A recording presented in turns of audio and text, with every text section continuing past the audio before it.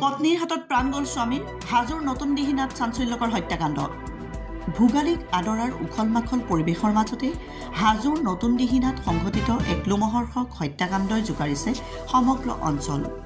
পত্নীয়ে লোৰে মৰিয়াই মৰিয়াই নৃশংসভাৱে হত্যা কৰিলে নিজ স্বামীক।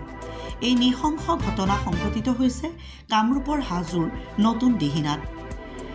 স্বামী দামোদৰ দাসক হত্যা কৰি হাজো আৰক্ষী থানাত আত্মসমৰ্পণ পত্নী ভানু দাসৰ।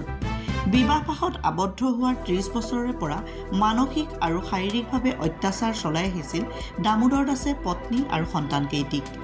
ধৈৰ্যৰ বান্ধ ছিঙি বিবেকহীন হৈ স্বামী দামোদৰ দাসক লোৰে কোবাই হত্যা কৰা বুলি অকপতে স্বীকাৰ কৰে পত্নী ভানু দাসে সংবাদ মাধ্যমৰ ওচৰত। ঘটনাস্থলীত হাজো আৰক্ষী উপস্থিত হৈ মৃতদেহ প্ৰত্যক্ষ কৰি অব্যাহত ৰাখিছে পৰৱৰ্তী কাম কাজ। হাজোৰ পৰা কমলাকান্ত দাসৰ ৰিপৰ্ট, বতৰটোবা লাইভ। মাৰিছে পেলাইছে 30 বছৰে শেষ কৰি দিছে মোক। দিনা ছাৰ মই ক'ত মাৰিছে? মাথাত মাৰছো ছাৰ। মৰি গৈছে মাৰি পেলাইছো ছাৰ মই। এতিয়া ক'ত আছে? পেলাইছে ছাৰ ঘৰত। কি মাৰিছে? মই আদি মাৰছো ছাৰ।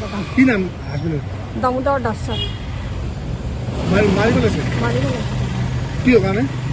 মোক ছাৰ 30 বছৰে মাৰছে ছাৰ মোক। 30 বছৰ বহুত শেষ ছাৰ। মোৰ ল'ৰাকেইটাক মাৰে ছাৰ এতিয়া মানে। আপুনি থানাত গুচি আহিছে?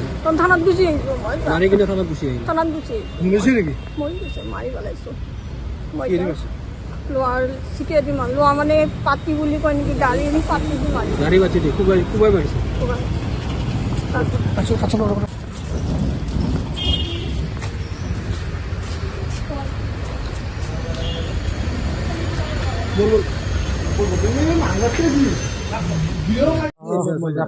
হত্যাকাণ্ড সংঘটিত হৈছে হাজো থানাৰ অন্তৰ্গত এখনে আমাৰ নতুন দিহিঙা বুলি কয়, দিগজাৰী বিলৰ ওচৰতে।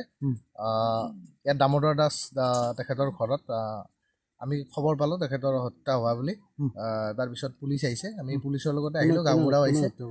এতিয়া আমি শুনা পাইছোঁ তেখেতৰ যিগৰাকী সহধৰ্মিনী তেখেতে থানাত ইতিমধ্যে চাৰেণ্ডাৰ কৰা বুলি শুনিছোঁ। তেখেতে হয়তো হত্যা কৰিছে। ইতিমধ্যে মহিলাগৰাকীয়ে সংবাদ মাধ্যমৰ ওচৰত স্বীকাৰোক্তিও কৰিছে যে তেওঁ নিজৰ স্বামীক নিজে হত্যা কৰিছে।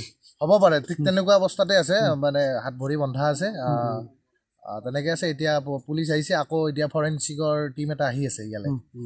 তাৰপিছতে গম পোৱা যাব। কিন্তু আমি আপোনালোকে কি প্ৰত্যক্ষ কৰিলে? এতিয়া আমি তেখেতৰ হাত ভৰি বন্ধা আছে আৰু মানুহজন এতিয়া মৃত অৱস্থাত আছে। এটা দুৰ্ভাগ্যজনক খবৰ নহয় জানো? নিশ্চয়কৈ এই বয়সত মানে 2 দিন পিছতে আমাৰ হেঁপাহৰ ভোগালী বিহু উৎসৱ, তাৰ প্ৰাকখনত এনেকুৱা হত্যাকাণ্ড। নিজৰ পত্নীয়ে আচলতে গিৰিয়েকক হত্যা কৰিছে, বিষয়টো চিন্তনীয়। নিশ্চয়কৈ চিন্তনীয়। এতিয়া হয়তো তেখেতসকলৰ কিবা ভিতৰুৱা কিবা থাকিব পাৰে। মাইকীগৰাকীয়ে কৈছে যে 30 বছৰ কাল তেওঁৰ বিবাহ হোৱাৰ পৰা 30 বছৰ কাল তেওঁক অত্যাচাৰ চলাই আহিছিলে স্বামীয়ে।